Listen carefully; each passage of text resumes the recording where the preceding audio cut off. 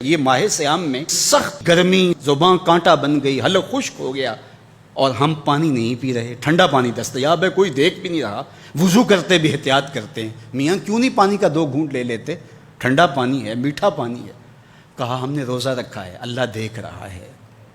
ماہ سیام میں ہم پانی نہیں لیتے، اس لیے ہمیں یہ یقین ہوتا ہے تنہائی میں بھی اللہ دیکھ رہا ہے۔ یار جو اللہ رمضان میں دیکھتا ہے وہ غیر رمضان میں بھی دیکھتا ہے۔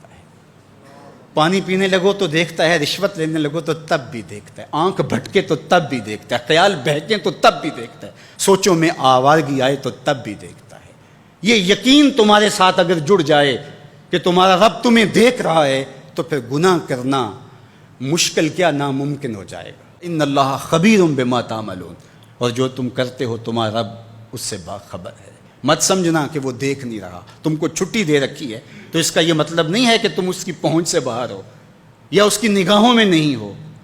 تمہارے ایک ایک لمحے کو وہ دیکھ رہا ہے، ایک ایک ساعت کو ملاحظہ کر رہا ہے۔ بند کمرے ہوں یا مخفی غاریں، تم جہاں بھی داد عیش دو تمہارا رب تمہیں دیکھ رہا ہے۔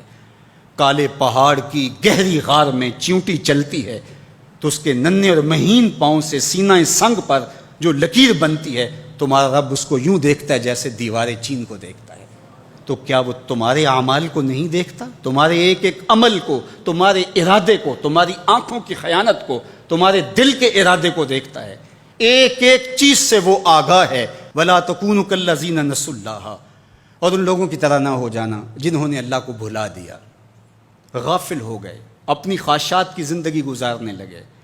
یہ جہاں مٹھا اگلا کس نے ڈٹھا، آرزوؤں کے نوکر بن گئے۔ جس طرح نفس اور شیطان ان کو چلا رہا اس طرح چل رہے ہیں۔ جو لوگ اللہ کو بھول گئے، اللہ فرماتا ہے اللہ نے انہیں ان سے غافل کر دیا۔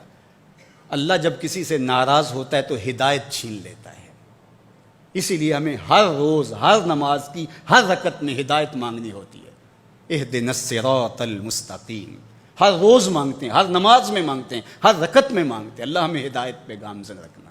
اللہ جب کسی سے ناراض ہوتا ہے تو ہدایت کے دیے بجھ جاتے ہیں، اندھیروں میں بھٹکنے لگتا ہے، شیطان اس کو دھوکے میں مبتلا کر دیتا ہے، اسی زندگی کو مقصود زندگی سمجھ لیتا ہے، اس شراب کو آب حیات سمجھ لیتا ہے، جس کو یہ بھی نہ پتا ہو کہ میں ہوں کون، میں کہاں ہوں، میرا مقصد زندگی کیا ہے، مقصد حیات کیا ہے۔ کھانا پینا اور لذتوں کا حصول یہ تو چوپائے بھی کرتے ہیں، تو اشرف المخلوقات کاہے کا ہے۔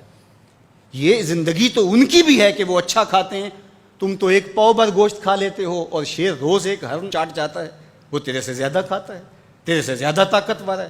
ہاتھی کا جسم تیرے سے کہیں بڑا ہے، پرندے ہواؤں میں اڑتے ہیں، مچھلی پانی کی تہوں میں اتر جاتی ہیں، عقاب کی نظروں اور بلندی پرواز کی دیکھنے والی ہوتی ہے، کرگس کہاں سے کہاں تک سونگھ لیتی ہے، ان کی قوت شامہ تیرے سے بڑی ہے، لیکن اس کے باوجود بھی افضل تو، اشرف بھی تو، اور اللہ نے اپنی نیابت کا تاج تیرے سر پہ رکھا ہے۔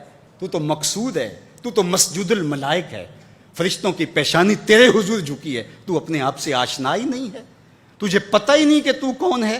تو خدا کو بھول کے سمجھا کہ میری زندگی آزاد ہو گئی، اب میں جو چاہوں کروں، میں خدا کا بھی انکار کر دیا، بلا دیا اس کو۔ کہا جب خدا کو تو بھولا تو خود کو بھول گیا، زندگی کے مقصد کو تو نے فراموش کر دیا، اب بھٹکتا ہے ارض فلات میں، جنگل میں پڑے ہوئے خشک پتے کی طرح، جس کو ہوائیں کبھی ادھر اڑا دیتی ہیں کبھی ادھر اڑا دیتی ہیں۔ مقصد حیات کا علم نہیں ہے، خدا کو بھولنے کا یہ نتیجہ ہے جو تجھے بھگتنا پڑ رہا ہے۔ خدا آشنا ہو جا، خود آشنا ہو جائے گا، تجھے ذات سے آگہی ہو جائے گی، من کا شعور مل جائے گا، تجھے پتہ چلے گا کہ میں کون ہوں، میری زندگی کا مقصد اور مقصود کیا ہے۔